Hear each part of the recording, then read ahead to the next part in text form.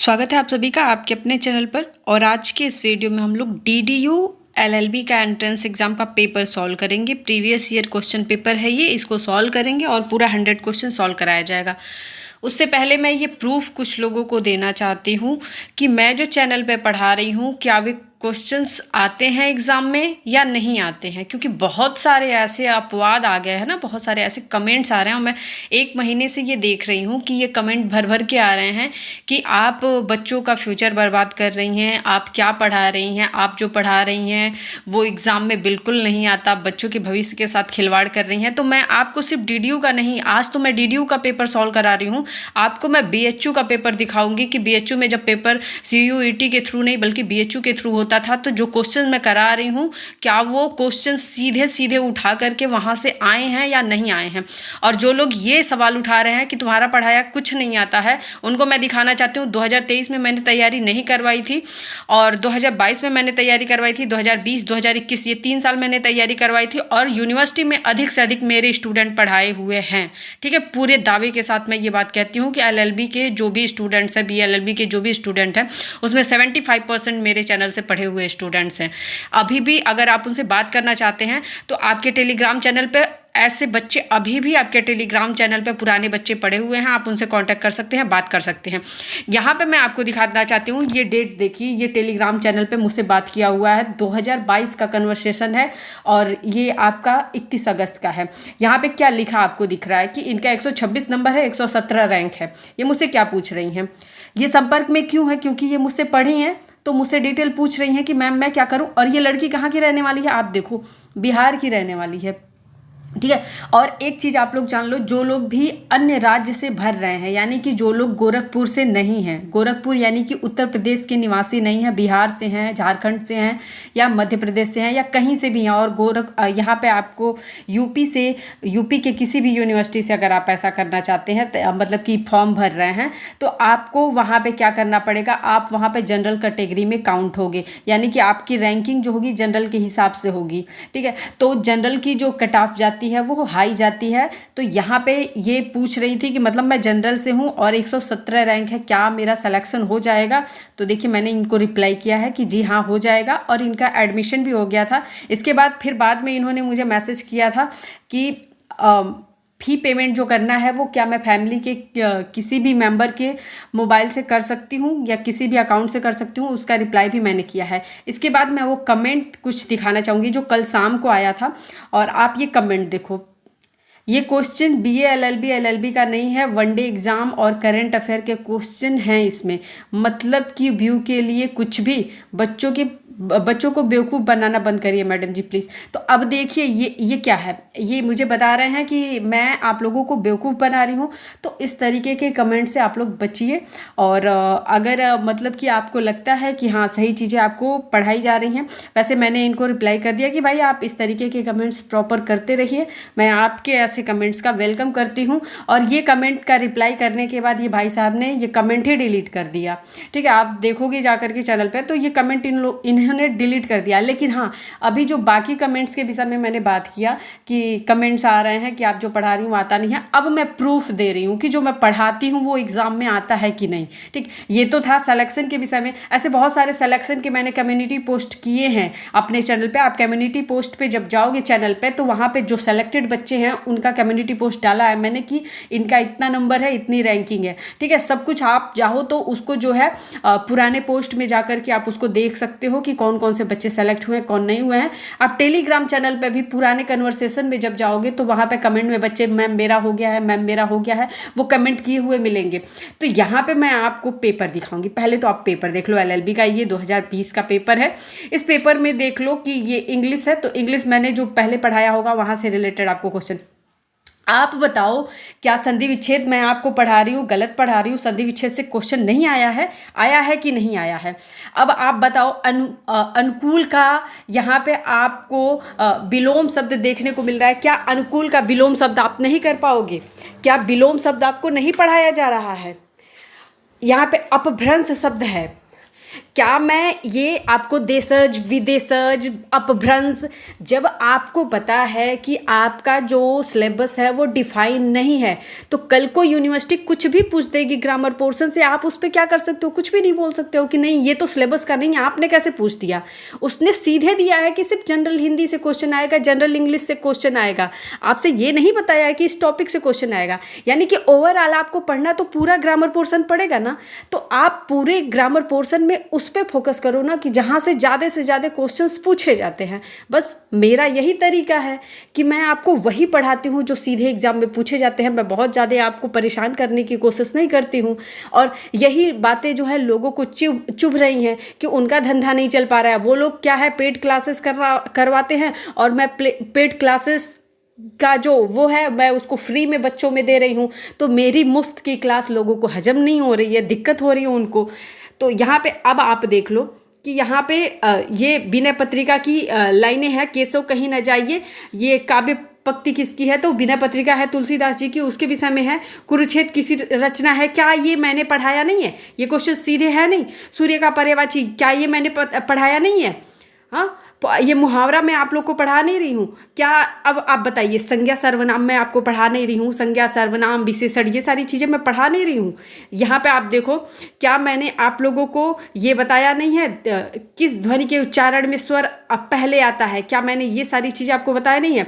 अब इसके बाद जो हिंदी की रचनाएं आती हैं उनके लेखक पूछे जाते हैं, क्या इस तरीके से मैं आपको पढ़ा नहीं रही हूँ? अभी कल की वीडियो अगर आप मॉडल पेपर का उठाओगे तो वहाँ भी इस तरीके का क्वेश्चन मैंने आपको सॉल्व कराया है। तो आप कैसे सोच सकते हो कि मैं जो है गलत पढ़ा रही हूँ? अभी जब मैं एलएलबी का आगे आपको पेपर सॉल्व कराऊंगी, यानी कि इसी वीडियो में जब आपको मैं लीगल एप्टीट्यूड और जीके के क्वेश्चन सॉल्व कराऊंगी, तो आप देखिएगा कि कितने क्वेश्चंस मेरे चैनल के क्या पूरे 100 के 100 क्वेश्चंस ऐसे हैं जो कि आप पढ़ चुके हो, वही क्वेश्चन में आए हैं। अभी तो मैंने पढ़ाना शुरू किया, 10 दिन भी नहीं हुए पढ़ाते हुए, और सोचो सारा क्वेश्चन जो है आपके पेपर का उसी मतलब कि उन्हीं वीडियो से मिल रहा है। और आप पूछते हो कि क्या मैं मतलब कि आपके वीडियो से, आपके चैनल से पढ़ाई कर रहा हूँ तो क्या मेरा सिलेक्शन श्योर है? देखिए, मैं फिर भी मैं यही बोलती हूँ कि मेरे पे डिपेंड मत रहिए, मेरे पे डिपेंड नहीं रहिए। आप लोग बुक ले लीजिए, ठीक है। सब कुछ अच्छा बताने के बाद भी ये सारे भद्दे कमेंट, तो कोई दिन रात मेहनत करे, उसके बाद आप लोग को मैं लाइक करने के लिए बोलती, शेयर करने के लिए बोलती, तो वो भी चीज़ें आप लोग नहीं कर पाते। और तो और जो आपके मतलब कि जो लोग ऐसे हैं जो विरोध करने वाले हैं, वो तो टांग खींचने में लगे हुए हैं। तो अगर ऐसी ही गतिविधियाँ बहुत ज़्यादा आप लोग बढ़ाओगे, तो जिस तरीके से मैंने 2 साल काम नहीं किया, बंद कर दिया था चैनल, मुझे काम बंद करने में बहुत ज़्यादा दिक्कत नहीं होगी, कोई भी हेजिटेशन नहीं होगी, मैं बंद कर दूँगी। मेरा इससे कोई रोजी रोटी या मेरा धंधा नहीं चल रहा है जो मुझे बहुत ज़्यादा इफेक्ट पड़ेगा। ये तो मेरा मुफ्त का व्यापार है, मैं मुफ्त में ये काम कर रही हूँ। मुझे लगता है कि हाँ, बहुत सारे बच्चों का कमेंट आ रहा था कि मैम मतलब आप पढ़ाती हैं, तो आप मेरे जिनके घर में बच्चे पढ़े हुए हैं उन्होंने कई बार कमेंट किया कि मैं आपके चैनल से पढ़ा हूँ और मेरा सिलेक्शन हो गया, मैम मेरा भाई है, मेरी बहन है। तो ऐसे कमेंट्स जब आते हैं तो लगता है कि हाँ कुछ अपनापन है, चलो ठीक है इनके लिए भी कर देते हैं, लेकिन बाकी लोगों के लिए तो फिर दिक्कत होती है ना। तो चलिए, आज का जो भी था ये सारी बातें मैंने कर ली। अब मैं आज की वीडियो में आपको DDU LLB का जो है पेपर सॉल्व करके दिखाती हूँ, और यहाँ पे पूरा कंप्लीट पेपर सॉल्व करूँगी। इससे पहले मैं डिस्कस कर लूँ कि यहाँ पे क्या सिलेबस है, ठीक है, क्योंकि ये जानना बहुत ज़रूरी है। देखिए, DDU LLB का अगर आप पेपर उठा करके देखेंगे, ठीक है, पेपर जो है मैंने PDF पहले शेयर किया है, लेकिन एक बार फिर से मैं नए तरीके से PDF शेयर कर दूँगी। तो देखिए, 2020 में जो क्वेश्चन पेपर पैटर्न था, अभी तक पेपर का पैटर्न बदला नहीं है, सेम यही पैटर्न अभी भी DDU फॉलो करता है। और मैं हमेशा जब भी आपको पढ़ाती हूँ तो बोलती हूँ कि जो DDU के क्वेश्चन का लेवल है वो बहुत क्या होता है, इजी होता है। आप बिल्कुल पढ़ोगे नहीं तो फिर आपके लिए तो टफ है ही, लेकिन अदर यूनिवर्सिटीज़ के हिसाब से DDU का जो पेपर होता है वो इजी होता है। बाकी जो एग्ज़ाम होते हैं AU का, लखनऊ का, DU का, आप ये सब दोगे ना तो ये सब बहुत टफ होते हैं। तो इसीलिए मैं थोड़ा सा स्टैंडर्ड मेंटेन करके चलती हूँ। आज जब क्वेश्चन पढ़ाती हूँ तो उसमें आपको डिस्कस करके बताती हूँ कि इस क्वेश्चन में से ये क्वेश्चन भी हो सकता है, इस क्वेश्चन का ये आंसर हो सकता है। कभी आपको कोई क्वेश्चन बिना समझाए मैं नहीं छोड़ती हूँ। यहाँ पर आपके 10 क्वेश्चन हिंदी से आते हैं और ये सिलेबस डिफाइन नहीं है कि हिंदी में कौन से टॉपिक से आएंगे, पर्यायवाची विलोम बस आएगा कि क्या आएगा, कुछ भी आ सकता है। ठीक है, तो हम लोग को पढ़ना ज़्यादा पड़ता है 10 नंबर के लिए ही, लेकिन पढ़ना है। इसके बाद इंग्लिश के आपके क्वेश्चन आते हैं जिसमें वन वर्ड सब्स्टिट्यूशंस और इडियम फ्रेजेस और आपके सिनोनिम्स एंटोनिम्स हो सकते हैं, फिल इन द ब्लैंक हो सकता है, पंचुएशन हो सकता है, करेक्ट सेंटेंस करने के लिए हो सकता है। ऐसे बहुत सारी चीज़ें ग्रामेटिकल पोर्शन की जो है आपकी इंग्लिश से आ सकती हैं और पेपर मैं दे दूंगी, आप देख लीजिएगा। अगला जो क्वेश्चन है अगला जो क्वेश्चंस आते हैं आपके, वो आते हैं जीके और करंट अफेयर के। जीके और करंट अफेयर मिलकर के आपके जो क्वेश्चन कवर करते हैं वो मतलब इस पेपर में 2020 के पेपर में कुल 33 क्वेश्चन कवर किए हैं। ठीक है, 33 क्वेश्चन ऐसे हैं जो कि जीके के और करंट अफेयर के हैं और यहाँ पे 47 क्वेश्चन ऐसे हैं, यानी कि 50% आपका जो पूरा पेपर है वो लीगल एप्टीट्यूड पर डिपेंड है। ठीक है, तो 50% अगर आप लीगल एप्टीट्यूड तैयार करते हैं तो आप इसके साथ में, इसीलिए मैं आपको क्या बोली कि लीगल एप्टीट्यूड तैयार कर लो, जीके जीएस तैयार कर लो और हिंदी कर लो। ये 3 सब्जेक्ट अगर आप कर लेते हो तो आपका सिलेक्शन पक्का है। ठीक है, किसी भी यूनिवर्सिटी के लिए मैंने हर यूनिवर्सिटी का, अगर आप सवाल जवाब सेशन देखोगे तो वहाँ पे मैंने लखनऊ यूनिवर्सिटी का सिलेबस बता रखा है। वहाँ पे क्योंकि बहुत सारे बच्चों का कमेंट आता है और मैं सवाल जवाब सेशन में आपके कमेंट का ही रिप्लाई करती हूँ और वहाँ पे मैंने सिलेबस सबका डिफाइन कर दिया है कि AU का सिलेबस क्या है, LU का सिलेबस क्या है और सभी का मैंने ऑफिशियल वेबसाइट से जा करके वहाँ से वो सिलेबस डाउनलोड किया है और आप लोगों को बताया है कि क्या सिलेबस है, कितनी सीट है, कितनी फीस है। तो अभी तक जो लोग वो वीडियो नहीं देखे होंगे, इस संडे का सवाल जवाब सेशन का वीडियो आप लोग देख लीजिएगा। टेलीग्राम चैनल पे उसका लिंक भी मैं शेयर कर दूंगी और इस वीडियो के डिस्क्रिप्शन बॉक्स में भी मैं उसका लिंक लगा दूंगी, आप लोग उसको देख लीजिएगा। आई थिंक एपिसोड 4 है सवाल जवाब सेशन का, उसमें आपको कंप्लीट सिलेबस मिल जाएगा, आप जिस भी यूनिवर्सिटी के होंगे। चलिए फिर हम लोग अपना जो है ये इंग्लिश का पेपर देख लेते हैं। तो आपका पहला जो प्रश्न है, never dash till tomorrow what may be done today, तो यहाँ पे पुट ऑफ का प्रयोग होगा। ठीक है, ऑप्शन बी इस प्रश्न का सही आंसर हो जाएगा। इसके बाद अगला जो क्वेश्चन है, there was a serious between the 2 brothers, तो यहाँ पे सी ऑप्शन जो हो जाएगा सही हो जाएगा। अगला है आपका question, allowance paid to wife on divorce, तो यहाँ पे 1 वर्ड सब्स्टिट्यूशन पूछा हुआ है तो इसे एल्यूमनी बोलते हैं, ये हो जाएगा आपका ऑप्शन ए। आगे क्वेश्चन दिया हुआ है, give 1 word substitution the philosophy of law, क्या कही जाती है, जूडिस्प्रूडेंस कहा जाता है, ऑप्शन बी इसका सही आंसर हो जाएगा। और आगे हमारा क्वेश्चन है, there is no exceptions dash the rule of moral conduct, तो यहाँ पे एक्सेप्शन के बाद क्या आता है, टू का प्रयोग किया जाता है, तो यहाँ पे क्या हो जाएगा, ऑप्शन बी सही आंसर हो जाएगा। देखिए मैं बहुत डिटेल में नहीं पढ़ाऊंगी क्योंकि मैं सिर्फ पेपर सॉल्व करा रही हूँ आपको। इसके बाद है, what which can not be corrected, यहाँ पे क्या करेक्ट नहीं है, तो ऑप्शन डी जो आपका है यहाँ पे सही नहीं दिया हुआ। अगला जो है, यहाँ पे आपको अपोजिट वर्ड बताना है, तो यहाँ पे आपका ऑप्शन सी सही आंसर हो जाएगा। अगला है, the pandemic we visit the park daily, तो यहाँ पे वी के बाद क्या आ जाएगा, यूज टू का प्रयोग होगा क्योंकि यहाँ पे डेली बेस पे बोला जा रहा है कि मतलब हम क्या करते थे, रेगुलर, तो ये क्या है, हैबिचुअल एक्शन है, तो हैबिचुअल एक्शन के लिए यूज टू का प्रयोग होता है। ऑप्शन डी इस प्रश्न का सही आंसर हो जाएगा। आगे देखेंगे, identify the word with the correct spelling, यहाँ पे क्या सही स्पेलिंग है बताना है, तो रिकमेंडेशन का जो सही स्पेलिंग होता है ये होता है, इसको आप ध्यान में रखेंगे। तो जैसे हिंदी में मैं आपको शुद्ध वर्तनी बताती हूँ, वैसे स्पेलिंग करेक्ट आपका इंग्लिश करने में भी आता है, सेंटेंसेस भी आ सकते हैं, पंचुएशन भी आ सकता है, तो उसको आप देख लेंगे। आगे है, there is no exceptions the rule, ठीक है, यहाँ पे क्या हो जाएगा, एक्सेप्शन के बाद क्या आता है, टू आता है, तो यहाँ पे टू का प्रयोग हो जाएगा। ऑप्शन डी इस प्रश्न का सही आंसर हो जाएगा। आगे हम लोग हिंदी का क्वेश्चन देख लेंगे, तल्लीन का संधि विच्छेद क्या होगा, तो तल्लीन का संधि विच्छेद हो जाएगा तत धन लीन, ऑप्शन सी इस प्रश्न का सही आंसर होगा। अनुकूल शब्द का विलोम होगा, अनुकूल का विलोम जो होता है प्रतिकूल होता है। ठीक है, इसके बाद अपभ्रंश क्या होता है, अपभ्रंश जो होता है वो तत्सम शब्द होते हैं। और आगे जो क्वेश्चन है, केशव कहीं न जाइए, यह किस कवि की काव्य पंक्ति है, तो ये विनय पत्रिका से ली गई है और विनय पत्रिका लिखा है तुलसीदास जी ने, तो ऑप्शन ए इस प्रश्न का सही आंसर हो जाएगा। कुरुक्षेत्र के रचनाकार हैं, तो कुरुक्षेत्र के रचनाकार हैं रामधारी सिंह दिनकर, ऑप्शन डी इस प्रश्न का सही आंसर हो जाएगा। और अगला प्रश्न है सही सुमेलित नहीं है। तो देखिए यहाँ पे ऑप्शन डी इस प्रश्न का सही आंसर हो जाएगा। संस्कृत के 4 अध्याय सूर्यकांत त्रिपाठी निराला ने नहीं लिखा है। बाकी जो आपका यहाँ पे प्रेमचंद हैं वो गोदान लिखे हैं, सही है।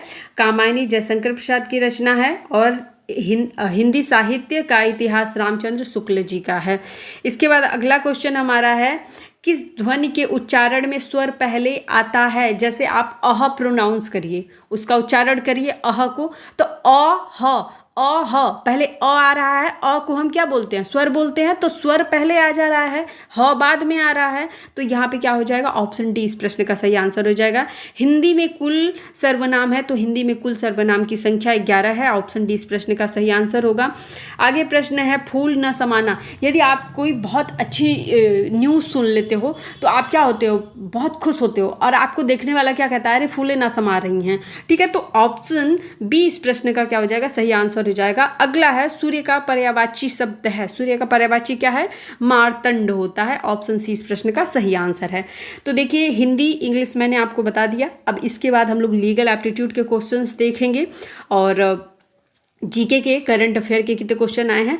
तो आपको यही नहीं मान लेना है कि यही जो पेपर पढ़ा रही हूँ यही फिर से पूछ देगा, ठीक। हम लोगों को इस लेवल के क्वेश्चंस पढ़ने हैं कि अगर क्वेश्चन कुछ भी पूछ दे हम लोगों को तो हम लोग उस पेपर को क्या कर सके, सॉल्व कर सके।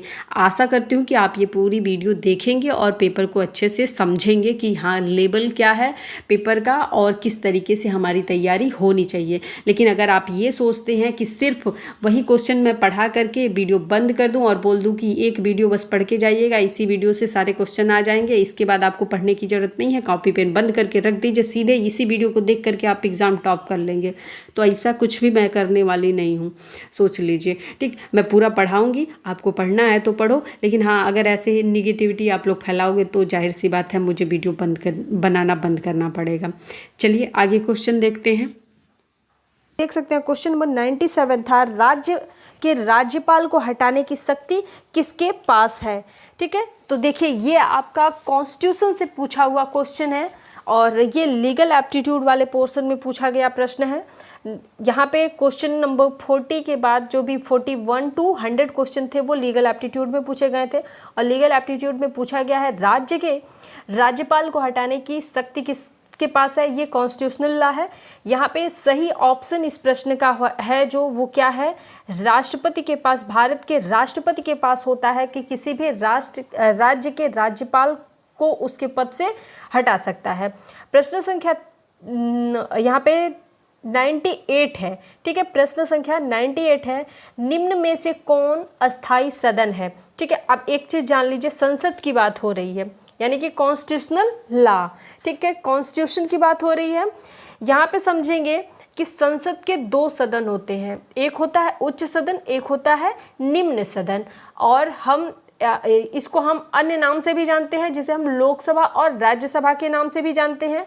इसमें से राज्यसभा जो होता है ये क्या होता है, अस्थाई सदन होता है, ये कभी भंग नहीं हो सकता है, राज्यसभा भंग नहीं किया जा सकता। लेकिन लोकसभा जो होता है ये समय समय पर भंग हो सकती है, ठीक है, लोकसभा भंग हो सकती है, लेकिन राज्यसभा जो होती है ये अस्थाई सदन है, ये भंग नहीं की जा सकती। तो 98 का जो सही आंसर हो जाएगा वो क्या हो जाएगा, ऑप्शन बी। 99 क्वेश्चन पूछ रहा है, प्रश्न संख्या 99 पूछ रहा है। ये प्रश्न मैंने हाल ही में आप लोगों को कराया था, जिनको इंग्लिश में ये क्वेश्चन देखना है वो इंग्लिश में इसे देख लेंगे। यहाँ पे 99 क्वेश्चन हाल ही की वीडियो में मैंने आपको कराया था कि किशोर न्याय अधिनियम 2000 के अंतर्गत किशोर शब्द से क्या तात्पर्य है, यानी कि किशोर शब्द को आप परिभाषित करेंगे, जो आप किशोर शब्द बताया गया है ये मतलब कितने वर्ष का बालक जो होगा वो किशोर कहलाएगा, ठीक है, कुल मिला के ये समझ लीजिए। तो यहाँ पे जो सही आंसर है इस प्रश्न का वो है ऑप्शन डी, 18 वर्ष से कम आयु के बालक क्या कहलाएंगे? किशोर कहलाएंगे। 18 वर्ष तक के नहीं, 18 वर्ष से कम के आयु के जो भी बालक होंगे वो क्या कहलाएंगे? किशोर कहलाएंगे। प्रश्न संख्या 100 था इसमें। प्रश्न संख्या 100 क्या था? भारतीय दंड संहिता के निर्माता के रूप में कौन जाना जाता है? देखिए, मैंने थ्योरेटिकल पोर्शन में भी आपको लीगल एप्टीट्यूड में पढ़ाया था और फिर MCQ कराया था तो भी आपको बताया था, और मैंने ये बताया था कि ये टॉपिक जो है काफ़ी इंपॉर्टेंट है, यहाँ से क्वेश्चन पूछे जाते हैं और पूछे भी गए हैं। तो देखिए, यहाँ पे आप खुद अपनी आंखों से देख सकते हैं कि 2020 में DDU एंट्रेंस एग्जाम में पूछा गया है कि भारतीय दंड संहिता के निर्माता कौन है। ठीक है, ये क्वेश्चन आपसे पूछा गया है कि भारतीय दंड संहिता के निर्माता कौन है। यहाँ पे आपको इसका आंसर बिल्कुल पता होगा जिन लोगों ने ये वीडियो देखी होगी मेरी, कि जिसमें मैंने ये सारी चीज़ें पढ़ाई हैं। तो लॉर्ड मैकाले जो है वो क्या है? IPC के जनक माने जाते हैं, या फिर हम इन्हें कह सकते हैं कि ये IPC के निर्माता भी माने जाते हैं। ऑप्शन C हो जाएगा इस प्रश्न का सही आंसर। चलिए, अगला प्रश्न था 93, एक सिविल लॉ की श्रेणी में नहीं आता है। ये प्रश्न भी मैंने आप सभी लोगों को पढ़ाया है। देखिए, मेरा पढ़ाया हुआ प्रश्न कितना ज़्यादा इम्पॉर्टेंट है, यानी कि आप अभी तक मेरी वीडियोस को अगर सही से नहीं देखे हैं तो जाकर के लीगल एप्टीट्यूड की सभी वीडियोस को देख लीजिए। अभी मैं यहाँ पे आपको दिखाऊंगी कि करंट अफेयर से भी बहुत सारे क्वेश्चन पूछे जाते हैं। इस 2020 के पेपर्स में तो करंट अफेयर के क्वेश्चन का बहुत स्कोप नहीं था, बट 2021 में जो पेपर आया था 2021 में, इसमें क्वेश्चंस आपके करंट अफेयर के बहुत ही ज़्यादा पूछे गए थे। तो इसलिए मैं बोलूँगी कि करंट अफेयर पर फोकस जरूर करिएगा। चलिए, अगला प्रश्न है, कौन एक सिविल लॉ की श्रेणी में नहीं आता है? नहीं शब्द दिया हुआ है, ध्यान रखेंगे। यहाँ पे इस प्रश्न का जो सही आंसर है वो क्या है? भारतीय दंड संहिता जो है ये सिविल लॉ की श्रेणी में नहीं आता है। ये दंड विधि है। ये क्या है? IPC क्या है? दंड विधि है। ये एक प्रोसेस नहीं है। ठीक है, तो IPC जो है ये सिविल लॉ की श्रेणी में नहीं आता है। सिविल लॉ की श्रेणी में आती है क्या क्या चीज़ें हैं? तो सिविल लॉ की श्रेणी में जो चीज़ें आती हैं उनको आप जान लीजिए। व्यावसायिक कानून, औद्योगिक कानून, भागीदारी कानून, ये किस में आते हैं? सिविल लॉ की श्रेणी में आते हैं। चलिए, प्रश्न संख्या 94 है, स्वतंत्रता प्राप्ति के बाद पहला विधि आयोग बना। क्या बात मैंने मतलब जो प्रश्न आपको पढ़ाए हैं बिल्कुल यहाँ से प्रश्न वो पुटअप किए गए हैं। तो आप देख सकते हैं कि 94 क्वेश्चन भी आपको मैंने पढ़ाया है और ये आपके 2020 में पूछा हुआ प्रश्न है। और जब मैंने पहला ही सेशन पढ़ाया था, पहला ही वीडियो बनाया था जिसमें मैंने पूरी डिटेल में पढ़ाया था कि ये चीज़ें इंपॉर्टेंट है और ये चीज़ें हैं, तो वहाँ पे ही मैंने बता दिया था कि कब पहला विधि आयोग बना था। पहले ही वीडियो में जो इसका बेसिक मतलब कि इसके लीगल एप्टीट्यूड के नेचर्स हैं, आपके विधि का जो नेचर है, क्लासिफिकेशंस है, उसमें ही मैंने आपको बता दिया था कि कब पहला विधि आयोग बना था और जो 21वें विधि आयोग के अध्यक्ष थे वो कौन थे, पहले विधि आयोग के अध्यक्ष कौन थे और 22वां विधि आयोग में अध्यक्ष का पद नियुक्त है। ये सारे डिटेल मैंने आपको बताई थी। तो जिन लोगों ने अभी तक पहली वीडियो नहीं देखी होगी, मैं वीडियो के एंड में उसका लिंक जो है प्रोवाइड करा दूंगी। आप क्या करेंगे, उस वीडियो को ज़रूर देख लीजिएगा। देखिए, मैं ज़्यादा से ज़्यादा आपको वीडियो इसलिए नहीं प्रोवाइड कर पाती हूँ क्योंकि आप सुन पा रहे होंगे कि बैकग्राउंड में कितनी ज़्यादा मतलब आवाज़ें आती हैं। हमेशा मैं ऐसे एक मतलब कि ऐसे जगह पे रहती हूँ जहाँ पे बहुत ज़्यादा मतलब कि शोर शराबा होता है। हमेशा यहाँ पे बहुत हल्ला हुआ करता है और काफ़ी गाड़ियों की आवाज़ आती है, जिसकी वजह से हमेशा वीडियो बना पाना पॉसिबल नहीं होता है। कभी ये तो वैसे भी आपका समर टाइम है, शादियों का सीज़न चल रहा है, तो कभी अगल में शादी, कभी बगल में शादी, कभी किसी की शादी, तो बहुत सारे झमेले होते हैं, जिसकी वजह से इतना लाउड म्यूज़िक और इतना मतलब आवाज़ की वजह से आप लोग को वीडियो नहीं दे पाती हूँ। तो इसके लिए मैं चाहूँगी कि जो भी कम से कम वीडियोज़ मिल रही है उसमें जो आपको जानकारी दी जा रही है, जो आपके लिए इम्पॉर्टेंट हो सकता है, उनको तो आप अच्छे से देख लीजिए। वैसे ये प्रश्न मेरा पढ़ाया हुआ है और इस प्रश्न का सही जवाब जो है वो क्या है? 1955 में पहला विधि आयोग बना था। ये स्वतंत्र भारत की बात की जा रही है। अगर स्वतंत्रता से पहले की बात की जाएगी तो 1834 में हमारा पहला विधि आयोग बना था, लॉर्ड मैकाले की अध्यक्षता में। चलिए आगे प्रश्न देखेंगे। प्रश्न संख्या 95 है, निम्न में से कौन सा वाक्य भारतीय संविधान की प्रस्तावना में प्रयुक्त नहीं किया गया है? कॉन्स्टिट्यूशनल लॉ से आपसे पूछा है यानी कि इंडियन कॉन्स्टिट्यूशन के प्रियम्बल से, भारतीय संविधान के प्रस्तावना से ये प्रश्न पूछा है।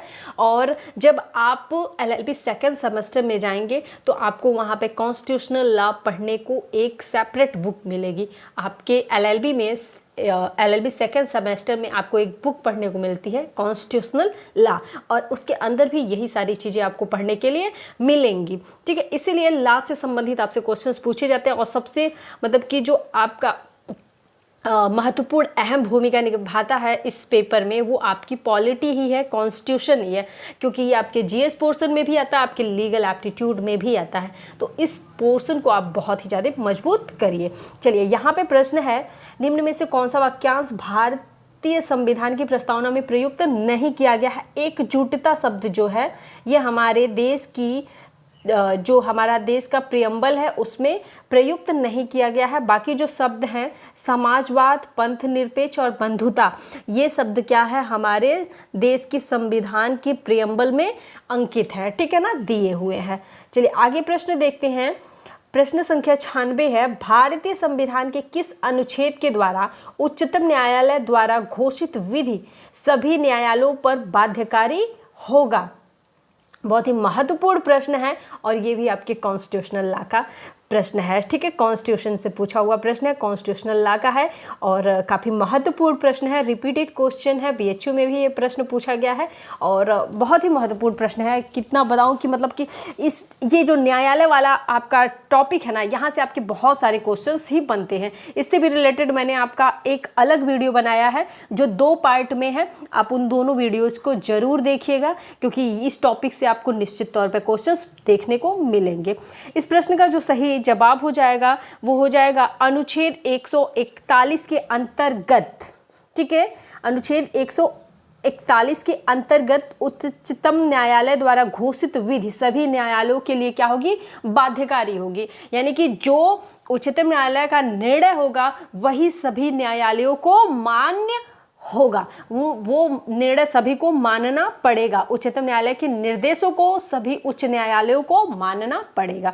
ठीक है, चलिए आगे प्रश्न देखते हैं। उस वीडियो में जो मैंने बताया कि न्यायालय से संबंधित है उसमें मैंने सारी चीज़ें बताई है कि किस प्रकार से न्यायाधीशों की नियुक्ति होती है, उनके रिटायरमेंट की क्या एज है, उच्च न्यायालय उच्चतम न्यायालय से संबंधित सभी डिटेल में सभी प्रश्न मैंने कराए हैं, किस किस प्रकार के प्रश्न बन सकते हैं। तो उस वीडियो को आप जरूर देख लीजिएगा, वीडियो के लास्ट में उसका भी लिंक आपको मिल जाएगा। चलिए आगे प्रश्न है, स्वतंत्रता के बाद भारत का सर्वोच्च न्यायालय किस वर्ष अस्तित्व में आया? किस वर्ष अस्तित्व में आया था हमारे देश का जो उच्चतम न्यायालय है, सर्वोच्च न्यायालय है, वो मैंने अभी बताया कब आया था, 1950 में आया था।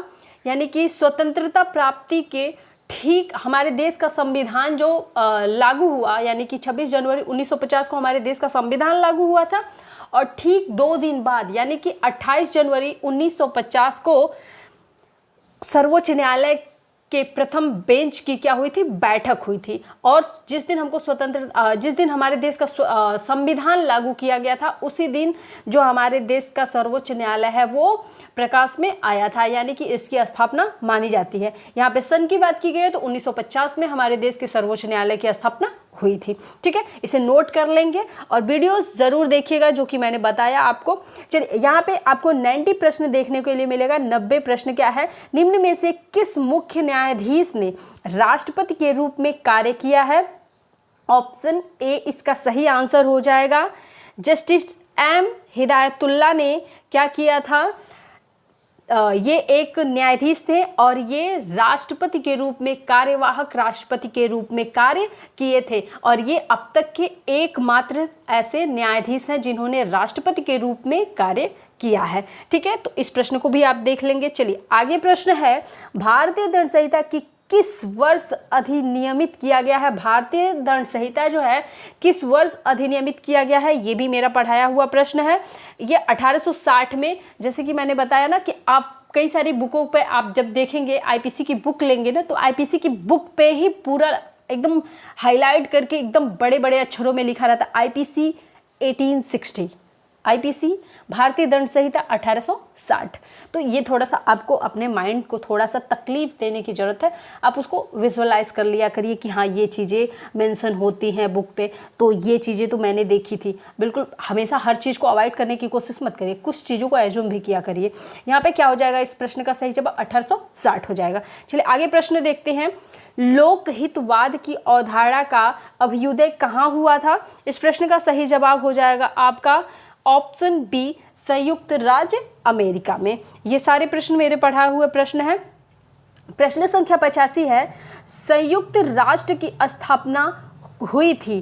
संयुक्त राष्ट्र की स्थापना कब हुई थी? 24 अक्टूबर 1945 को हुई थी संयुक्त राष्ट्र की स्थापना। चलिए आगे प्रश्न है, मैंने एक वीडियो में आपको जितने भी संस्थाएं हैं, ठीक है, यूएनओ या आपकी संयुक्त राष्ट्र संस्था जितनी भी है, ठीक है, मैंने सभी संस्थाओं के विषय में डिटेल में पढ़ाया है, तो उस वीडियो को आप लोग उससे सर्च करके देख लीजिएगा। मैंने आपको सारी डिटेल में वो सारी चीज़ें पढ़ाई हैं। चलिए आगे है प्रश्न, निम्नलिखित में से कौन सा संयुक्त राष्ट्र संघ का अंग नहीं माना जाता है, मुख्य अंग नहीं माना जाता है? यहाँ पे ऑप्शन आपको दिख रहा होगा, अंतर्राष्ट्रीय श्रम संगठन।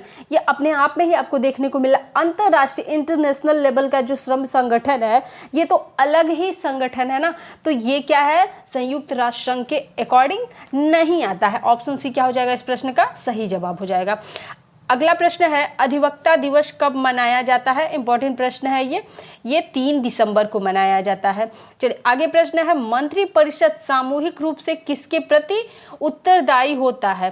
तो मंत्रिपरिषद सामूहिक रूप से लोकसभा के प्रति उत्तरदायी होता है। मंत्रिपरिषद किसके प्रति उत्तरदायी होता है? लोकसभा के प्रति उत्तरदायी होता है। लोकसभा एक अस्थायी सदन है, ये भंग की जा सकती है। राज्यसभा अस्थायी सदन है, ठीक है। चलिए आगे प्रश्न देखेंगे। प्रश्न संख्या 81 है, संविधान का भाग 3 संबंधित है। आप सभी देख पा रहे होंगे कि कॉन्स्टिट्यूशन लॉ से आपसे कितने ज़्यादा प्रश्न पूछे गए हैं। तो यहाँ पे है प्रश्न, संविधान का भाग 3 किससे संबंधित है? मौलिक अधिकारों से संबंधित। और यहाँ पे एक चीज़ मैं आपको बता दूं कि मौलिक अधिकार, फंडामेंटल राइट, ये सारे फंडामेंटल राइट, फंडामेंटल ड्यूटीज़, ये जो 2 टॉपिक्स हैं, और यहाँ पे एक प्रेसिडेंट का जो टॉपिक है और आपका पार्लियामेंट, ये 4 टॉपिक सबसे ज़्यादा इंपॉर्टेंट है कॉन्स्टिट्यूशन में। यहाँ से भर भर के क्वेश्चंस आपसे पूछे जाएंगे, और मैंने अभी तक जितने क्वेश्चंस कराएं उससे भी आप देख सकते हो कि कितने सारे क्वेश्चंस कॉन्स्टिट्यूशन से पूछे गए हैं और किस टॉपिक से। तो एक बार एनालाइज करिएगा आप लोग कि कहाँ से कितने क्वेश्चंस पूछे जा रहे हैं, ठीक है। यहाँ पे मैंने आपको बता दिया मुझे जो इंपॉर्टेंट लगा, इसके बाद आपका मन है कि आप किस अकॉर्डिंग पढ़ना चाहते हैं। प्रश्न संख्या 82 है, निम्नलिखित उपबंधों में से कौन मूलभूत कर्तव्यों से संबंधित है? देखिए अभी मैंने बताया फंडामेंटल ड्यूटीज से क्वेश्चन पूछा है। यहाँ पे आप देख सकते हैं 51A जो है फंडामेंटल ड्यूटीज से संबंधित है, मौलिक कर्तव्यों से, मूल कर्तव्यों से संबंधित है। इसमें भारतीय संविधान में मौलिक कर्तव्यों को किस अनुच्छेद के अकॉर्डिंग रखा गया है? तो ये आपके 51A में रखा गया है। अब एक चीज़ मैं यहाँ पर डिस्कस करूँगी कि जब आपके देश का संविधान बना था तो भारतीय नागरिकों के लिए 7 मूल अधिकार दिए गए थे, जिसमें संपत्ति का मूल अधिकार था, जिसे बाद में संविधान संशोधन करके हटा दिया गया और उसे विधिक अधिकार करार दे दिया गया, जिसे वर्तमान समय में अनुच्छेद 300 क के अकॉर्डिंग संरक्षित यानी कि रखा गया है, ठीक है। ये क्वेश्चन भी आपसे पूछ सकता है कि किस अनुच्छेद के तहत संपत्ति के अधिकार को विधिक अधिकार मतलब कि बनाया गया, तो अनुच्छेद 300 क के अकॉर्डिंग। यहाँ पे इसके बाद जो है जब हमारा संविधान बना तो उस समय मौलिक अधिकार तो 7 थे, लेकिन अभी वर्तमान में कितने हैं? 6 हैं, ठीक है, क्योंकि संपत्ति के अधिकार को जो है हटा दिया गया। लेकिन जो आपके मौलिक कर्तव्य हैं, ये मौलिक कर्तव्य संविधान में नहीं थे। तो यदि आपसे प्रश्न पूछे कि मूल संविधान में मौलिक कर्तव्यों की संख्या कितनी है, ठीक है, तो आप यहाँ पे जान सकते हैं कि मूल कर्तव्यों की संख्या क्या है? 0 है, क्योंकि जब हमारा मूल संविधान बना था तो उसमें मौलिक कर्तव्य नहीं दिए गए थे। बाद में इसमें संविधान संशोधन किया गया और संविधान संशोधन के बाद सभी नागरिकों के लिए मौलिक कर्तव्य बताए गए। ठीक है, तो मौलिक कर्तव्य बाद में इसमें मेंशन किया गया, क्योंकि भाग 4 में क्या चीजें हैं, भाग 4 में डीपीएसपी राज्य के नीति निदेशक तत्व रखे गए हैं, इसलिए भाग 4 क में क्या रखा गया, मौलिक कर्तव्य रखा गया है, जो अनुच्छेद 51A से ए में संरक्षित है। चलिए आगे देखते हैं। आगे का प्रश्न जो हमारा है 83 प्रश्न है, निम्नलिखित में से कौन भारतीय संविधान सभा का अध्यक्ष था। ठीक है, संविधान सभा का अध्यक्ष कौन था, ये प्रश्न कई बार रिपीटेड है और बहुत बार पूछा जाता है, तो इसको आप लोग थोड़ा सा कंफ्यूज मत होइएगा, इसको एक बार एकदम रट लीजिएगा।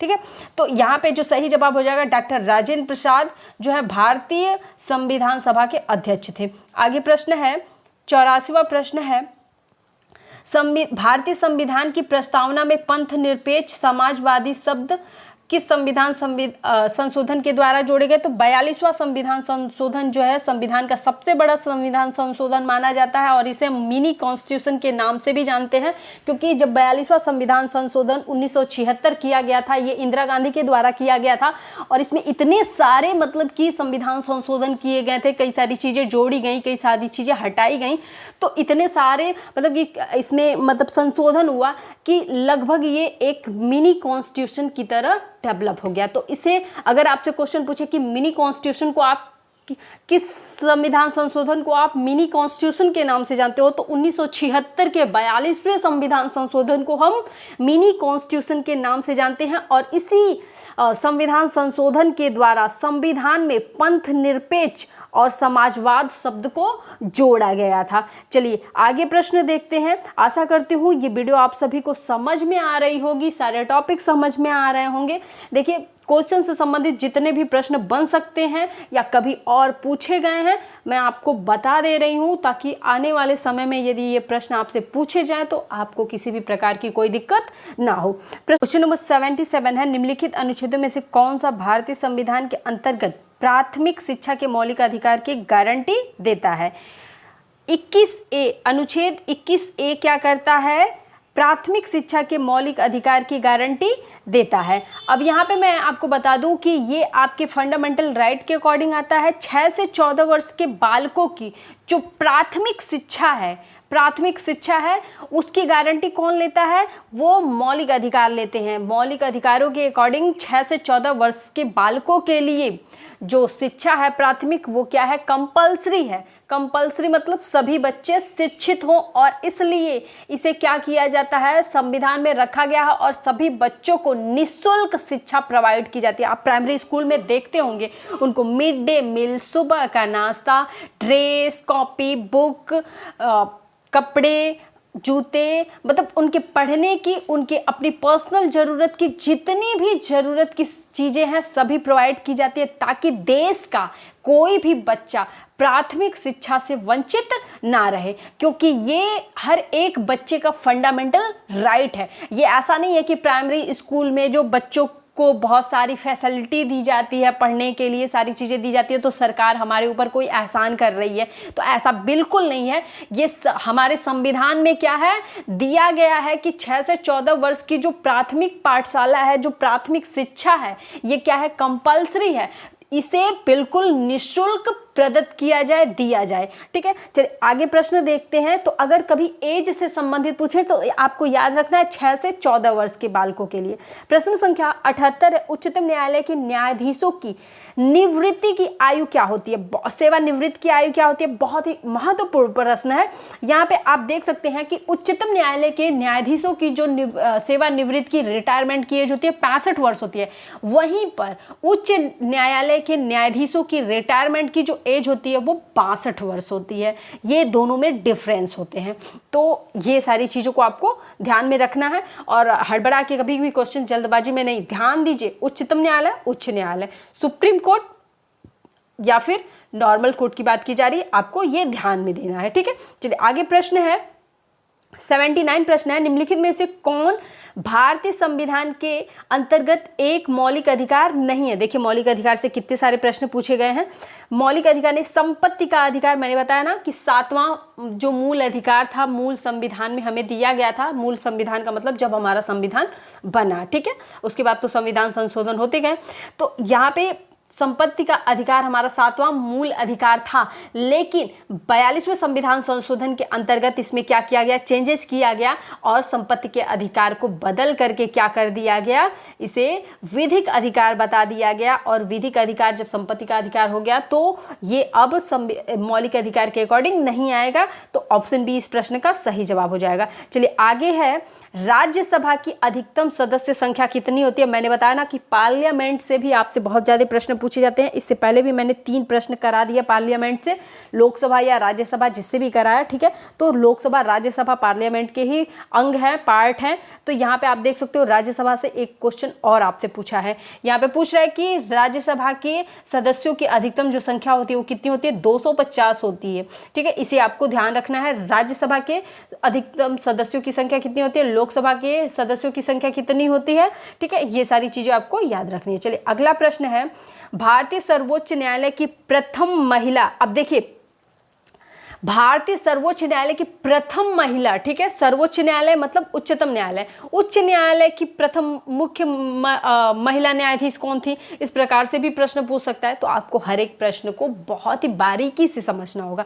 यहाँ पे पूछा है सर्वोच्च न्यायालय की प्रथम महिला न्यायाधीश कौन थी, तो ये थी आपकी कौन थी, न्यायमूर्ति फातिमा बीबी थी, ठीक है। तो इसका सही जवाब क्या हो जाएगा, ऑप्शन सी हो जाएगा, फातिमा बीबी। चलिए आगे प्रश्न देखते हैं।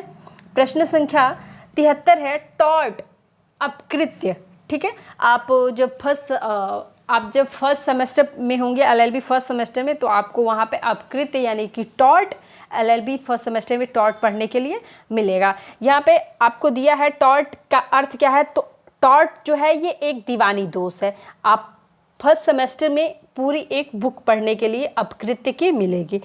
ये क्या है, एक दीवानी दोष है। अंतर्राष्ट्रीय न्यायालय स्थित है, कहाँ पे स्थित है, अंतर्राष्ट्रीय न्यायालय हेग में स्थित है। देखिए आप देख सकते हैं कि न्यायालय से संबंधित कितने प्रश्न आपके क्वेश्चन बुकलेट में पूछे गए हैं। मानवाधिकार दिवस मनाया जाता है, तो आपको मैं बता दूं कि ह्यूमन राइट आपके LLB सेकेंड सेमेस्टर में एक सेपरेट बुक आपको पढ़ने को मिलेगी, यानी कि एक अलग से बुक पढ़ने को मिलेगी जिसका नाम होगा ह्यूमन राइट्स, ठीक है। ह्यूमन राइट आपको पढ़ने को मिलेगा। और यहाँ पे आपके ह्यूमन राइट डे की बात की जा रही है। मानवाधिकार दिवस कब मनाया जाता है, ये मनाया जाता है 10 दिसंबर को। तो समझ लीजिए कि सब कुछ जो आप अभी एग्ज़ाम में दे रहे हो ना, वो आपको कल डिटेल में पढ़ना है। बस आपसे ये जाना जा रहा है कि जो जानकारी आपको डिटेल में देनी है उससे आपका ताल्लुक थोड़ा बहुत है कि नहीं, आप उस चीज़ को जानने के लिए इच्छुक हैं या नहीं, यही पैटर्न है। तो आप थोड़ा सा अपना दिमाग अच्छे से लगाइएगा और सभी वीडियोज़ को अच्छे से देखिएगा। जितनी भी लीगल एप्टीट्यूड, करंट अफेयर की प्रश्न हैं, सभी को देखेंगे तो ज़रूर ही आप चीज़ों को एंजॉय भी करेंगे और अच्छी से आपकी तैयारी भी होती रहेगी। प्रश्न है 76, निम्नलिखित में से कौन सा रक्षा सेनाओं का सर्वोच्च सेनापति होता है। देखिए ये प्रश्न कई तरीके से पूछा जा सकता है कि भारत के तीनों सेनाओं का सर्वोच्च अधिकारी कौन होता है, या देश के सर्वोच्च जो सेनाओं के अधिकारी होते हैं वो कौन होते हैं। तो ये सभी प्रश्नों का एक ही आंसर होगा, राष्ट्रपति जो है सशस्त्र सेनाओं का जो सर्वोच्च अधिकारी होता है या सेनापति होता है वो कौन होता है, राष्ट्रपति होता है। ऑप्शन डी इस प्रश्न का सही जवाब है। आगे प्रश्न है, आप देख सकते हैं कि राष्ट्रपति से भी कितने सारे प्रश्न पूछे गए हैं। निम्नलिखित में से कौन सा केंद्रीय सरकार का कर नहीं है, भू राजस्व जो है ये केंद्र सरकार का कर नहीं होता है। ऑप्शन ए इस प्रश्न का सही जवाब है। अगला है, राज्य के नीति निदेशक तत्वों की अवधारणा किस देश से ली गई है। ये इंपॉर्टेंट क्वेश्चन है, फिलहाल तो ये कई बार रिपीटेड क्वेश्चन है, मतलब ये क्वेश्चन ही रिपीटेड है। मैं ये नहीं बोली ये टॉपिक, ये क्वेश्चन ही काफ़ी रिपीटेड है और ये भाग 4 में रखा गया है। डीपीएसपी राज्य के नीति निर्देशक तत्व, और राज्य के नीति निर्देशक तत्व जो है ये आयरलैंड के संविधान से लिए गए हैं। और ये जो क्वेश्चन है ये बहुत ही महत्वपूर्ण है, कई सारे कंपटीशन के एग्जाम में भी मैंने देखे हैं, कई बार बार रिपीट करके पूछे गए हैं, तो इस प्रश्न को आप नोट कर लीजिएगा। आगे प्रश्न है, संविधान सभा द्वारा भारतीय संविधान को अंगीकृत किया गया, यानी कि अंगीकृत कब किया गया था, तो 26 नवंबर 1949 को किया गया था। अंगीकृत कब किया गया था, 26 नवंबर 1949 को किया गया था। बी आंसर इसका सही हो जाएगा। निम्नलिखित में से कौन सा सुरक्षा परिषद का अस्थायी सदस्य नहीं है, तो सुरक्षा परिषद का अस्थायी सदस्य जापान नहीं है। इस प्रश्न का सही जवाब हो जाएगा ऑप्शन बी। इसके बाद हमारा 63वां प्रश्न है, गिरवी रखी जा सकती है। ठीक है, आईपीसी से प्रश्न पूछा है, गिरवी कौन सी वस्तु रखी जा सकती है, तो गिरवी रखी जा सकती है केवल चल संपत्ति ही गिरवी रखी जा सकती है। 64वां प्रश्न है, भारत के संविधान के किस भाग में राज्य के नीति निर्देशक तत्व रखे गए हैं। अभी मैंने बताया भाग 4 में आपके नीति निर्देशक तत्व रखे गए हैं। आगे पूछा है, साझेदारी फर्म के लिए कॉन्ट्रैक्ट लॉ से आपसे क्वेश्चन पूछा है, साझेदारी फर्म के सृजन के लिए कम से कम कितने व्यक्तियों का होना चाहिए, तो ये आपके कॉन्ट्रैक्ट लॉ से है। कॉन्ट्रैक्ट लॉ आपको contract law first LLB first semester में पढ़ने को मिलेगा, और कॉन्ट्रैक्ट लॉ सेकंड जो है इसका सेकंड भाग आपको एलएलबी सेकंड सेमेस्टर में भी इसको देखने को मिलेगा। यानी कि कॉन्ट्रैक्ट लॉ आप एलएलबी पूरे साल में पढ़ेंगे, 2 भाग में पढ़ेंगे, एक एलएलबी फर्स्ट सेमेस्टर में, एक सेकेंड सेमेस्टर में। यहाँ पे 2 व्यक्तियों का साझेदारी पार्टनरशिप, सिर्फ अकेले तो आप खुद से पार्टनरशिप नहीं करोगे, खुद के साथ मतलब अपना पार्टनर नहीं बनोगे, तो कोई ना कोई तो होना चाहिए, तो एक से अधिक या फिर मतलब 2 व्यक्तियों का होना जो है यहाँ पे कंपल्सरी होता है। चलिए बी आंसर इसका सही हो जाएगा। इसके बाद है, भारत के संविधान का कौन सा अनुच्छेद बंधुआ मजदूरी के विरुद्ध है, तो अनुच्छेद 23 जो है ये बंधुआ मजदूरी के विरुद्ध है, अनुच्छेद 23 ऑप्शन सी।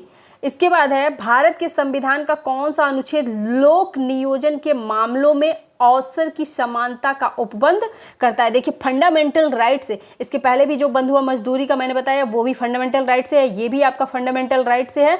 अनुच्छेद 16, अनुच्छेद 16 क्या करता है, लोक नियोजन के मामलों में अवसर की समानता प्रदान करता है। ठीक है, ये क्या है, फंडामेंटल राइट है, तो आप खुद से सोच सकते हो कितने सारे क्वेश्चंस आपके फंडामेंटल राइट से पूछे गए हैं। इसके बाद है आपका, भारत के मुख्य न्यायाधीश की नियुक्ति कौन करता है, तो चाहे उच्च न्यायालय की बात की जाए या उच्चतम न्यायालय की बात की जाए, जब भी नियुक्ति की बात होगी तो नियुक्ति राष्ट्रपति करते हैं, लेकिन उच्च न्यायालय के जो शपथ की बात होती है वो उच्च न्यायालय की शपथ कौन दिलाता है, तो उस राज्य का जो भी राज्यपाल होगा वही न्यायाधीश को शपथ दिलाता है उसके पद की। ठीक है, आगे 59वां प्रश्न है, सीआरपीसी का संक्षिप्त रूप है, तो बिल्कुल आपको पता होना चाहिए ये क्या है, आपका क्रिमिनल प्रोसीजर कोड कहलाता है। सीआरपीसी मतलब क्रिमिनल प्रोसीजर कोड। दीवानी प्रक्रिया संहिता है, 60वां प्रश्न है, दीवानी प्रक्रिया संहिता है प्रक्रिया से संबंधित, ऑप्शन बी इसका सही आंसर हो जाएगा, प्रक्रिया से संबंधित। 61वां प्रश्न है, भारत में कानून एवं व्यवस्था बनाए रखने का प्राथमिक दायित्व किसको है, राज्य सरकार को है। राज्य सरकार के पास यह अधिकार होता है कि भारत में कानून एवं व्यवस्था बनाए रखे। चलिए आगे प्रश्न है 62वां, एक व्यक्ति जो दूसरे व्यक्ति की भूमि पर बिना उसकी सहमति से प्रवेश करता है वो कहलाता है अतिचार कहलाता है। ठीक है, क्या कहलाता है, अतिचार कहलाता है। चलिए ये टॉर्ट से है, अपकृत्य जब पढ़ेंगे आप एलएलबी फर्स्ट सेमेस्टर में तो वहाँ पे आपको अतिचार पढ़ने के लिए मिलेगा। National institute of transformation India NITI Aayog का गठन कब हुआ था, क्या पूछा है, नीति आयोग का गठन कब हुआ था, 1 जनवरी 1950 को नीति आयोग का गठन हुआ था। आपसे मेरा प्रश्न है, मैं जान रही हूँ कि मैं आपको प्रीवियस क्वेश्चन पेपर करा रही हूँ, लेकिन फिर भी मेरा आपसे एक प्रश्न है कि आप जवाब देंगे कि जीएसटी कब लागू की गई थी, जीएसटी कब लागू की गई थी। इंपॉर्टेंट प्रश्न है, कभी भी पूछा जा सकता है, क्योंकि हाल ही में अभी जीएसटी दर में बढ़ोतरी की गई है कुछ चीज़ों पर लेकर के, तो हो सकता है आपके क्वेश्चन बुकलेट में जीएसटी से संबंधित कोई प्रश्न आए, तो इसलिए इस टॉपिक को आप लोग देख लेंगे और मेरे प्रश्न का जवाब जरूर देंगे। हिंदू विवाह अधिनियम बनाया गया, हिंदू विवाह अधिनियम भी आपका 1955 में बनाया गया था, प्रथम विधि आयोग के बनते ही। ठीक है, चलिए आगे है भारत में विधिक शिक्षा के मानक को विनियमित करने वाला निकाय ये आपका बार काउंसिल होता है। यहाँ पे क्या है, बार काउंसिल होता है, बार काउंसिल ऑफ इंडिया, यानी कि भारतीय विधिज्ञ परिषद। चलिए आगे प्रश्न है, भारत के संविधान में प्रथम संशोधन कब किया गया था? तो संविधान बनने के ठीक 1 वर्ष बाद ही 1951 में ही क्या कर दिया गया था, 1951 में ही संविधान संशोधन होना शुरू हो गया था। चलिए यहाँ पे है, शरीयत अधिनियम पारित किया गया था, शरीयत अधिनियम पारित किया गया था 1937 ईस्वी में।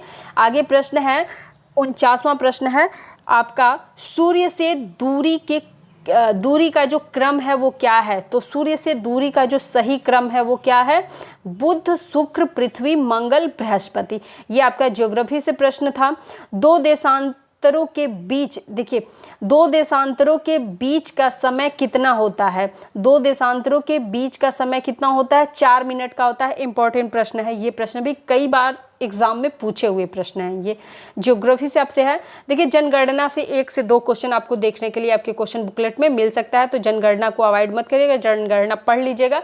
मैं कोशिश करूंगी कि यदि समय बचता है तो जनगणना टॉपिक आपको जरूर बताऊं। इस टॉपिक से जितने भी प्रश्न बन सकते हैं मैं 1 से 2 वीडियो में इसको पूरा कंप्लीट करने की कोशिश करूंगी। यहाँ पे पूछा है कि 2011 की जनगणना के अनुसार भारत में 21 वर्ष से कम आयु भारत में 21 वर्ष से कम जनसंख्या वाले प्रतिशत बताने हैं, ठीक है ना। तो 21 वर्ष से कितने लोग कम हैं ये बताना है। तो 2011 की जनगणना के अनुसार 41.1% लोग ऐसे हैं जिनकी उम्र 21 वर्ष से कम है। 2011 की जनगणना के अनुसार 43.1% लोग ऐसे हैं जिनकी उम्र 21 वर्ष से कम है, ठीक है। आगे प्रश्न देखते हैं, कौन सा देश मैग्सेसे पुरस्कार देता है? देखिए, खेल से संबंधित, पुरस्कार से संबंधित प्रश्न पूछे जाते हैं। इससे संबंधित भी मैं एक वीडियो, सेपरेट वीडियो बनाऊंगी आपको और बताऊंगी कि कौन सा पुरस्कार किस खेल में दिया जाता है, किस खेल में कितने खिलाड़ी होते हैं, क्योंकि यहाँ से क्वेश्चन आपसे निश्चित तौर पर एक पूछा जाएगा। एक 30 मिनट का या 40 मिनट का मैं वीडियो बनाऊंगी जिसमें ये सारी चीज़ें इंक्लूड होंगी, जो भी इंपॉर्टेंट क्वेश्चन बनते होंगे। तो आप भी मुझसे ये एक थोड़े समय पर आप वीडियो में कमेंट कर देंगे ना कि ये टॉपिक आप पढ़ा दीजिए, तो शायद मेरे दिमाग से भी ये ना निकले और मैं आपको अगर कोई टॉपिक छूट जाए तो आप लोग अगर याद दिलाते रहेंगे तो मैं वो टॉपिक आपको प्रोवाइड करते रहूँगी। हो सकता है कई सारी चीज़ें पढ़ानी है, मैंने वीडियो में बहुत सारी चीज़ें बताई कि ये पढ़ाना है आपको, लेकिन हो सकता है शायद कुछ ही चीज़ें पढ़ाऊँ, कुछ ही चीज़ें बच जाएं। तो आप कमेंट करेंगे तो मैं आपके सारे कमेंट्स पढ़ती हूँ, तो ज़रूर वो चीज़ें मेरे माइंड में आएंगी और मैं आपके सारे जो भी टॉपिक हैं उनको कंप्लीट कराऊंगी। फिलहाल मैं अपनी तरफ से कोशिश कर रही हूँ कि ये चीज़ें आपके लिए इंपॉर्टेंट है, ये चीज़ें आ सकती हैं, लेकिन आपको भी कोशिश करना है कि ये चीज़ें छूट रही हैं, आपको एक बार मेंशन करना है कि मैम ये चीज़ें हमको पढ़ा दीजिए, ठीक है। गेम से संबंधित कौन कौन से पुरस्कार दिए जाते हैं जल्दी ही मैं आपको पढ़ाऊँगी। मैग्सेसे पुरस्कार दिया जाता है फिलीपींस में, ठीक है, ये फिलीपींस के द्वारा आयोजित किया जाता है ये पुरस्कार। चलिए, 44वां प्रश्न दिया था कि निम्नलिखित में से कौन सी ग्रीन हाउस गैस नहीं है? ग्रीन हाउस गैस नहीं है, हीलियम जो है ये ग्रीन हाउस गैस नहीं है। अच्छा, सूर्य में कौन सी गैस होती है? सबसे ज़्यादा भरपूर मात्रा में हीलियम गैस से ही मिलकर के आपका सूर्य बना हुआ है, ठीक है, ये ध्यान रखिएगा। चलिए, अगला प्रश्न है, रावत भाटा ऊर्जा का केंद्र से संबंधित है, किससे संबंधित है? ये अणु शक्ति से संबंधित है, एटॉमिक पावर से संबंधित है। किससे संबंधित है? एटॉमिक पावर से। अगला जो प्रश्न हमारा है, निम्नलिखित में कौन एक संघात्मक राज्य है? मलेशिया क्या है? संघात्मक राज्य है। मलेशिया क्या है? एक संघात्मक राज्य है। आगे प्रश्न है 47वां, वह देश जो सार्क का सदस्य नहीं है। तो सार्क का सदस्य म्यांमार जो है ये सार्क का सदस्य नहीं है। ऑप्शन डी क्या हो जाएगा? सही हो जाएगा। आगे प्रश्न है, भारत में घड़ियाल परियोजना कब शुरू गई थी? तो घड़ियाल परियोजना 1975 में शुरू की गई थी, ठीक है ना। घड़ियाल परियोजना ये आपका ईवीएस से पूछा हुआ क्वेश्चन है। घड़ियाल परियोजना 1975 में शुरू किया गया था, ईवीएस, ठीक है, इन्वायरमेंटल साइंस से। अगला प्रश्न है आपका, ये भी इन्वायरमेंटल साइंस से है, सर्वाधिक जैव विविधता है, किस देश में सर्वाधिक जैव विविधता है? इसका सही आंसर हो जाएगा ऑप्शन ए, ब्राज़ील में सर्वाधिक जैव विविधता पाई जाती है। आगे प्रश्न है आपका, जीके से प्रश्न है, प्याज, आलू एवं अदरक है। तो प्याज, आलू, अदरक ये क्या होते हैं? तना होते हैं, जड़ नहीं होते हैं, ठीक है। बहुत ज़्यादा स्मार्ट बनने की कोशिश मत करना, ये जड़ नहीं ये तना होते हैं, गलती मत करना, ये तना होते हैं, ठीक है। चलिए आगे क्या है, वनस्पति तेल से वनस्पति घी बनाने के लिए किस गैस का प्रयोग किया जाता है? हाइड्रोजन गैस का प्रयोग किया जाता है और इस प्रोसेस को हम हाइड्रोजनीकरण के नाम से जानते हैं। किसके नाम से जानते हैं? हाइड्रोजनीकरण के प्रोसेस के थ्रू क्या किया जाता है? वनस्पति तेल को वनस्पति घी में परिवर्तित किया जाता है। आगे प्रश्न है, विटामिन डी की कमी से होने वाला रोग कौन सा है? सूखा रोग होता है, जिसे हम रिकेट्स के नाम से जानते हैं। रिकेट्स के नाम से जानते हैं। इसमें क्या होता है? शरीर की हड्डियां टेढ़ी हो जाती हैं और शरीर बिल्कुल सूखा पड़ जाता है। जैसे कमजोरी होती है ना, बिल्कुल दुबले पतले, शरीर टेढ़ा हो जाना, मतलब कुपोषण का जो शिकार होता है उसी को हम रिकेट्स बोलते हैं। विटामिन डी की कमी से ऐसा होता है। और विटामिन डी का जो सबसे अच्छा स्रोत होता है वो सुबह की सबसे फ्रेश धूप जो होती है ना, मतलब बिल्कुल सुबह की 8 बजे के अंदर की जो सूर्य से आने वाली किरणें होती हैं, पहली किरणें जो होती हैं उनको अपने बॉडी पे आप डेली एब्जॉर्ब करते हो तो आपके शरीर के अंदर कभी भी विटामिन डी की कमी नहीं होने पाएगी। चलिए आगे प्रश्न है 43वां प्रश्न, भारत के किस राज्य को जैविक राज्य का दर्जा दिया गया है? तो जैविक राज्य का दर्जा मिला है सिक्किम को। आगे प्रश्न है, www को इंटरनेट में जाना जाता है, वर्ल्ड वाइड वेब के नाम से जाना जाता है। जब भी आप नेट पे कोई भी चीज़ें सर्च करते हैं तो उसका फुल फॉर्म लिख करके आ जाता है, ठीक है। ये चीज़ें आपको ध्यान में रखनी है। पैतृक गुणों का संवाहक होता है डीएनए। देखिए जब भी कोई बात होती है और प्रूफ की बात होती है कि ये इनका संतान है कि नहीं है, या ये इनके मतलब घराने से ताल्लुक़ रखते हैं कि नहीं रखते हैं, तो वहाँ पे क्या होता है, हमेशा डीएनए टेस्ट की बात होती है। यानी कि पैतृक गुणों का संवाहक होता है क्या? डीएनए होता है।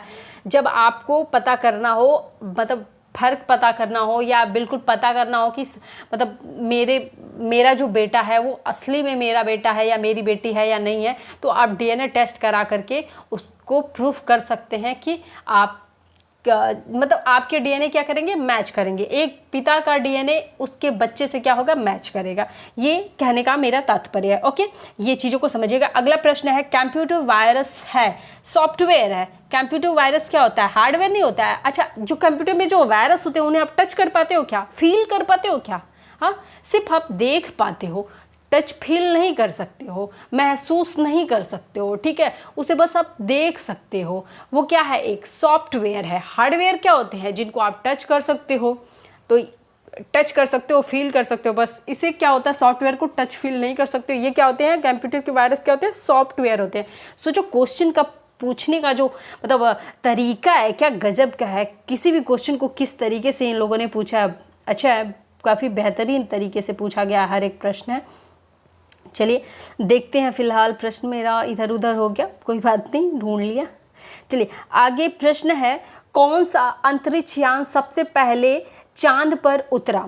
सबसे पहले कौन सा अंतरिक्ष यान उतरा था? ये अपोलो 11 जो है ये आपका सबसे पहले अंतरिक्ष यान में पहुंचने वाला अंतरिक्ष यान है जो चांद पर पहुंचा था। अगला प्रश्न है, अल नीनो घटना संबंधित है? अल नीनो घटना कहाँ से संबंधित है? प्रशांत महासागर से संबंधित है। महत्वपूर्ण प्रश्न है। चलिए आगे प्रश्न है, नोबेल पुरस्कार नहीं दिया जाता है गणित विषय के लिए, जो है नोबेल पुरस्कार नहीं दिया जाता है। रसायन विज्ञान, चिकित्सा विज्ञान, भौतिक विज्ञान और अन्य क्षेत्रों के लिए नोबेल पुरस्कार दिए जाते हैं, लेकिन गणित में जो है नोबेल पुरस्कार नहीं दिया जाता है। अगला है, निम्नलिखित में से किस रंग की आवृत्ति न्यूनतम होती है? बैंगनी रंग की जो आवृत्ति होती है सबसे न्यूनतम होती है और लाल रंग की जो आवृत्ति होती है सबसे ज़्यादा होती है। क्या होती है? लाल रंग की आवृत्ति क्या होती है? सबसे ज़्यादा होती है। बैंगनी रंग की सबसे कम होती है। एक सामान्य नेत्र के लिए जो है स्पष्ट दृष्टि न्यूनतम होती है, कितनी होती है? 25 सेंटीमीटर होती है। यानी कि जो आप बुक पढ़ते हो ना, कम से कम आप 25 सेंटीमीटर की दूरी पे रखो तो आपकी आँखों को भी किसी भी प्रकार की दिक्कत नहीं होगी। बहुत ज़्यादा करीब अगर आप बुक ला के रखते हो ना, मतलब बहुत 6 से 5 सेंटीमीटर, 10 सेंटीमीटर या 8 सेंटीमीटर ऐसे करके, तो आपकी आँखों की जो साइज होती है ना सिकुड़ जाती है, क्योंकि अब आपको क्या है, ज़्यादा से ज़्यादा बल लगाना पड़ रहा है।